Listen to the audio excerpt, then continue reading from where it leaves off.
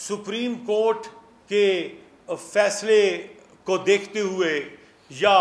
اسمبلیوں کی تحلیل جو ہے پرائم منسٹر کی ایڈوائس پہ کرنے کے عمل کو آپ قابل مواخذہ ٹھہراتے ہیں؟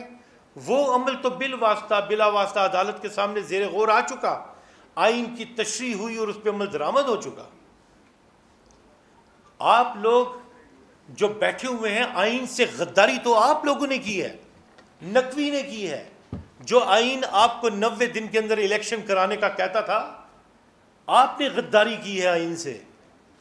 آپ نے 90 دن کے اندر صوبائی الیکشنز نہیں کروائے تھے۔ صوبہ خیبر پختونخوا میں آئین سے غداری کی گئی، 90 دن کے اندر الیکشنز نہیں کروائے گئے، اور سپریم کورٹ نے اپنے فیصلے میں لکھا کہ انہوں نے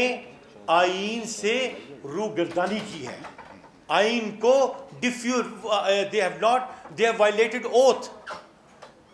سو موجودہ جو حکومت ہے، انہوں نے جو اوتھ لیا ہے،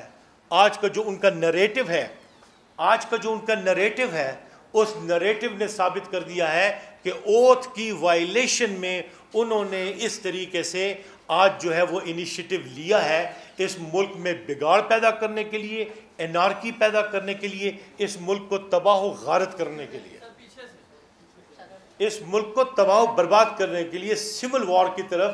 یہ موجودہ حکومت پاکستان کو لے جانا چاہتی ہے، خاکم بدان پاکستان کو توڑنے کے لیے۔ پاکستان میں غداری کی بنیاد پہ ایک جماعت تھی جس پہ پابندی لگی تھی، اور وہ تھی نیشنل عوامی پارٹی، جسے سپریم کورٹ نے ملک دشمن پارٹی قرار دیا تھا، اور اس میں جو مقدمہ پیش ہوا تھا وہ تھا ملک کو توڑنے کی نسبت سے۔ انہوں نے جو آج یہ اعلان کیا ہے وہ منافرت پیدا کرنے کے لیے، انتشار پیدا کرنے کے لیے، اپنے غیر قانونی حکمرانی کا دورانیہ بڑھانے کے لیے، اسے برقرار رکھنے کے لیے ان لوگوں نے یہ عمل اور یہ انیشیٹو لیا ہے، جس کی کوئی قانونی حیثیت نہیں، ذرہ برابر بھی نہیں۔ یہ قوم کے وسائل، قوم کا وقت، قوم کے مستقبل کو نقصان پہنچانے کے مترادف ہوگا۔ جہاں تک پی ٹی آئی کی بات ہے، پاکستان تحریک انصاف اس وقت جو لیڈ کر رہے ہیں اس پارٹی کو، وہ آپ کو پتہ ہے کہ ہماری آئی ایل ایف کے جو لیڈرشپ ہے، جو لائرز ہیں، کانسٹیٹیوشنل ایکسپرٹس، پاکستان کے سب سے بڑے، سب سے نامور کانسٹیٹیوشنل ایکسپرٹ جو ہیں، وہ ہیں پاکستان تحریک انصاف کے۔ ہم ہر مقدمہ بہادری کے ساتھ، گریس کے ساتھ لڑ رہے ہیں، ہم ہر مقدمہ بہادری اور گریس کے ساتھ لڑ رہے ہیں۔ آپ کو کل بھی ہم نے ڈیفیٹ کیا تھا، الیکشن میں بھی ڈیفیٹ کیا ہے، عدالتوں میں بھی ڈیفیٹ کیا ہے، اور ہم نے عدالتوں کو بھی اس مقام تک پہنچا دیا ہے کہ ہم نے یہ بتا دیا ہے کہ 6 ججز نے جو لیٹر لکھا ہے، تمام صوبائی ہائی کورٹس نے جو لیٹرز لکھے ہیں، جو مداخلت کی باتیں ہیں، ہم عدالتوں کو صرف ایک کام کرنے دیں گے، اور وہ یہ ہوگا کہ آئین اور قانون کے مطابق وہ کلی طور پہ فیصلہ کریں۔ اور جہاں بھی ہم یہ دیکھیں گے کہ کوئی بھی جج خدا نخواستہ ہماری بہترین اسٹیمیشن میں آئین سے روگردانی کرتے ہوئے مصلحتوں کا شکار ہو رہا ہے، تو ہم اس پہ عدم اعتماد کی صدا ضرور بلند کریں گے، جیسے محترم نیازی نے اپنے پیٹیشنرز کو ریپریزنٹ کرتے ہوئے سپریم کورٹ میں کی تھی۔ تو ہم انصاف کے اطلاق کو ممکن بنائیں گے۔ آرٹیکل 6 کا یہ اعلانیہ ٹوائلٹ پیپر سے زیادہ کی حیثیت نہیں رکھتا۔ یہ ایبیوز ضرور کرے گا ڈیموکریٹک سسٹم کو، لیکن ناکام ہوگا، اور یہ جواب دہ ہوں گے۔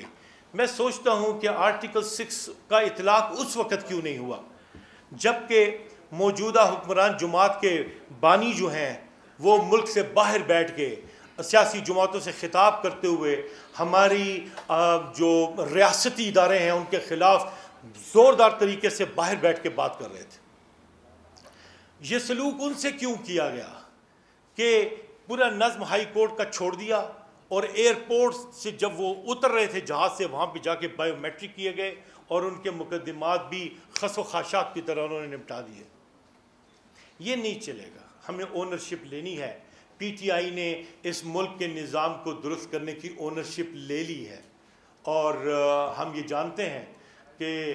غلط طریقے سے آئین کو استعمال کرنا آرٹیکل 5 کی وائلیشن ہے۔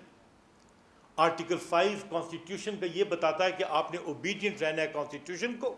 اور آپ نے اوبیڈینٹ رہنا ہے لا آف دی لینڈ کو. انہوں نے اپنے اختیارات کی بنیاد پہ اوتھ کو وائلیٹ کیا ہے, ایبیوز کیا ہے کانسٹیٹیوشن کو, اور بتدریج عمل کرتے جا رہے ہیں ہمارے کانسٹیٹیوشن کو ڈیفیٹ کرنے کے لیے. But we will take care of it, we will not let them succeed. اور ہم ایسے ساہوکاروں کو پورے محاسبے کے ساتھ عدالتی اور قانونی انجام تک پہنچائیں گے. ہمارا ہر عمل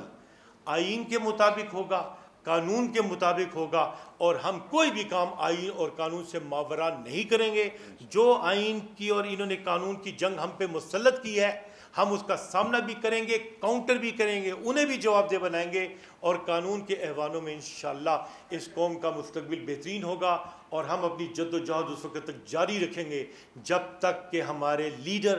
عمران خان جیل کی سلاخوں سے سابقہ خاتون اول کے ہمراہ ہمارے درمیان آ نہیں جاتے.